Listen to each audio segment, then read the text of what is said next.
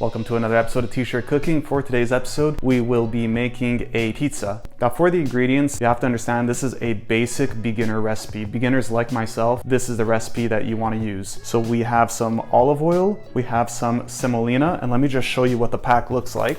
Out of frame, let's pull out the pack. This is semolina. It adds some crisp to the pizza crust. That's what I found after experimenting. And we have 1.5 cups of all-purpose flour, which I know is not the best flour, but this is what we'll be using for this beginner recipe. We will also have some sugar, some salt, and some instant yeast. For now, we'll be using this one pack, which is about 1 teaspoon. We'll also be using the KitchenAid, which I reviewed in my most recent video, with the dough hook. This hook is for dough only and can only be used at a maximum speed of 2 out of, I believe, the 11 speeds. Going back to the dough, we're using all-purpose, which is the least expensive dough that you could get. However, I just want to show you something out of frame. This is the Caputo Pizzeria flour. This is 00 flour, as they call it, or 00 flour. And I've also made pizza with this. I made it with the all-purpose dough. To be fair, it just doesn't justify the extreme cost, or at least not for me anyway. This little packet costs as much as a 22 bag of this flour. Yet this, I believe, is 2.2. So it's legitimately 10 times the price. Now to start, we'll have the ingredient that you don't necessarily have to purchase, and that's water. I didn't mention it with the other ingredients because these are ingredients that you have to acquire. Water, you just use it from your sink or wherever you live. If the water's not clean, I don't know, you could figure it out. I use room temperature water. I know there's the whole moisture percentages and all that. For me, it's about 75%, but that's because I'm cooking in an electric range. Electric range, because it doesn't cook at a super high temperature, there has to be a little bit more water because it takes more time to cook. Rather than if you have a pizza oven that cooks at maybe 900 degrees or whatever it is, probably put less water since there's less moisture to evaporate.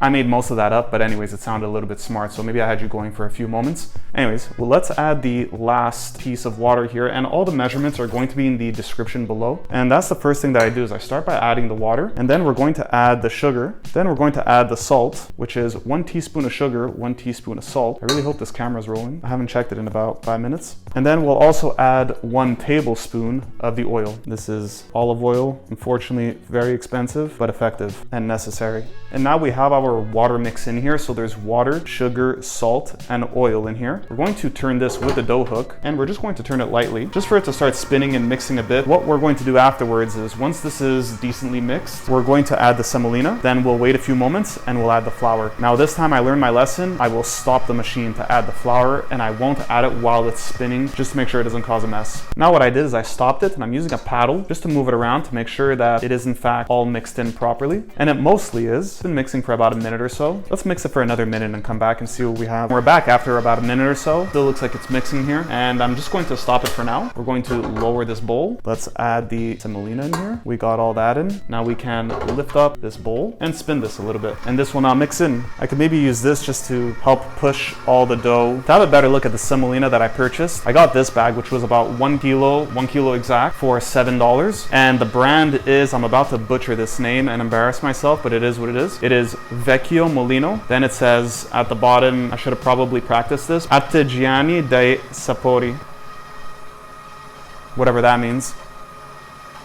Anyway, just wanted to bring that up. We're going to put this away. Definitely not sponsored. They have no idea who I am. All right, now that this is spinning enough, we're going to close it. We're going to lower the bowl. Once again, I'm just going to pass around the edges here like this. And once again, the semolina, it's not really necessary, but I did test without it and with it, and there is a definite crunch factor that changes with the pizza after you cook it. And that's my ratio, is 3 to 1. So 3 times the amount of flour per 1 portion of semolina. We have a 1/2 cup of semolina and 1.5 cups of flour. We will now put the flour. I'll only put about half for now, and we'll mix this. At this time, we're also going to open the yeast. The last time I attempted to do this, I opened up my last pack of yeast and fell all over the floor. Let's see if this is better.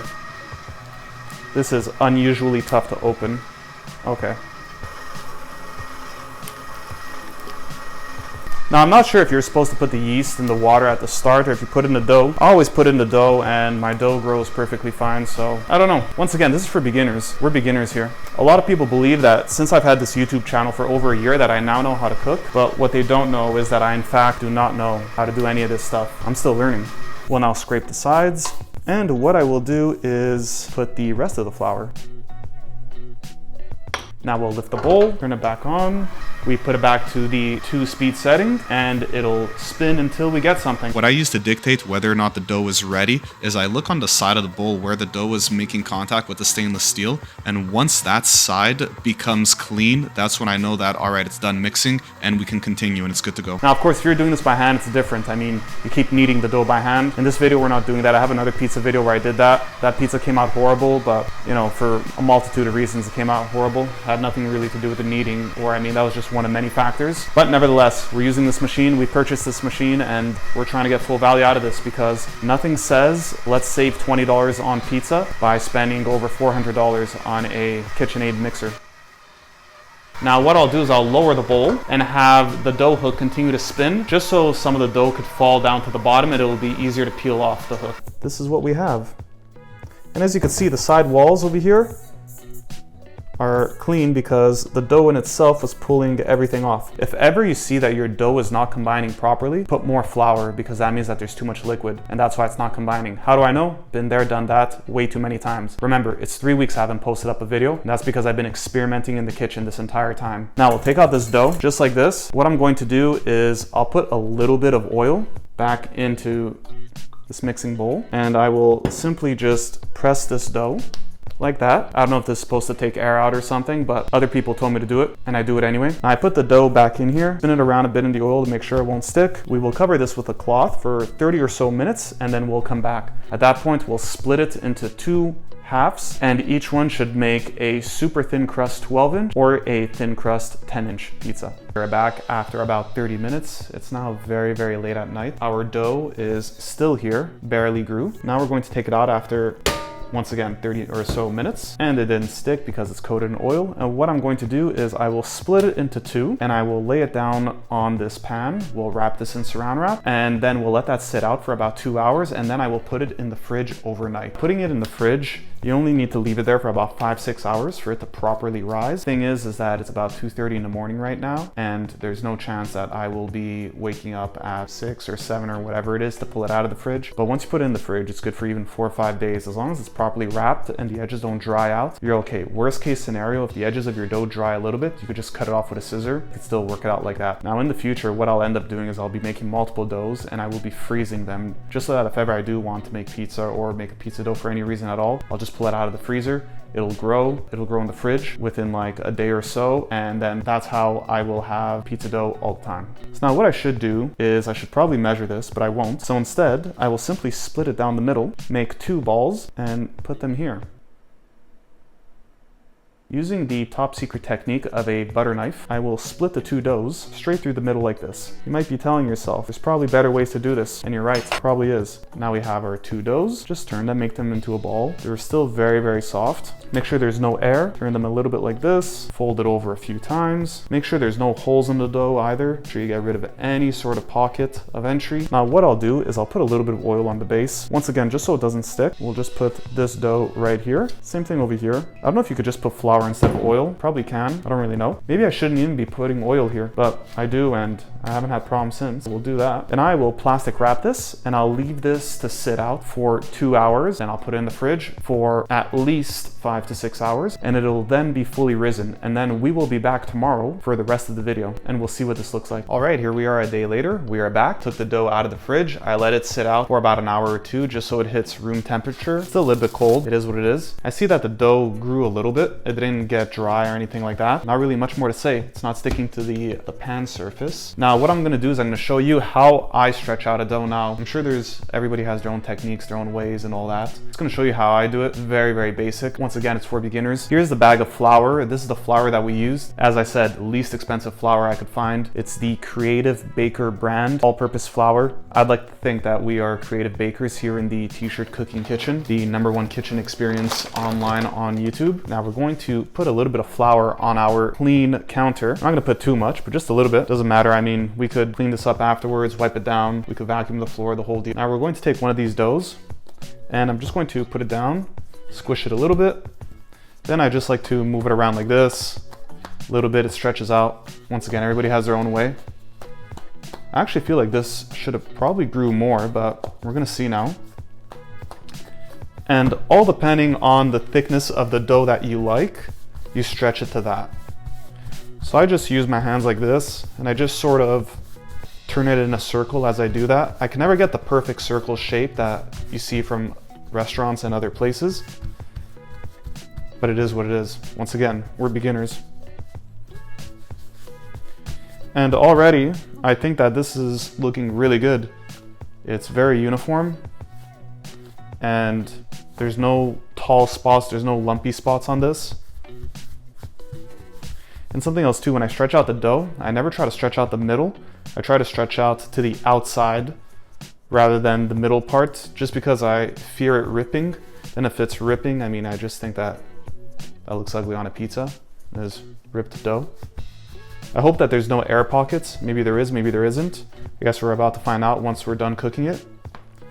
And that's my dough. I bought this for $4.50 and I've only used it once. The only issue I had was that the pizza stuck to this aluminum. I guess maybe it has a little bit of micro scratches in it, likely because it was very cheaply manufactured, and that's what stuck. So I'm thinking if maybe I just put like a bit of an oil base on the bottom, but is that really something I should do for pizza? Maybe just a little bit of flour. I don't really know. But you know what? I'm just gonna take this dough right now and we're gonna put it on, and what we get is what we get. And now we're going to apply our tomato sauce. For the sauce, it's one of those jars of crushed tomatoes. There's some tomato in here, there's olive oil, there's oregano, there's minced garlic, and maybe a few other spices. Nothing too crazy. And now what's important is how you apply the sauce, how much you apply. I'm going to take some sauce like this, put it over here, and we start spreading like that. You never want to have too much sauce in the middle, and that's because with gravity, as the dough rises, it's more likely, or logically, it's more likely that it cooks on the outside more, so it'll bring moisture down towards the center. Probably made that up, but it does make a little bit of sense though. There is some sort of science to that. That does make sense. And now as I'm turning like this to spread the sauce, I realize more and more just how little of a circle this pizza truly is. It is nothing close. Doesn't matter. We don't need circles anyways. Why do you need your pizza dough to be a circle? And I try to go to the outside rim as much as possible.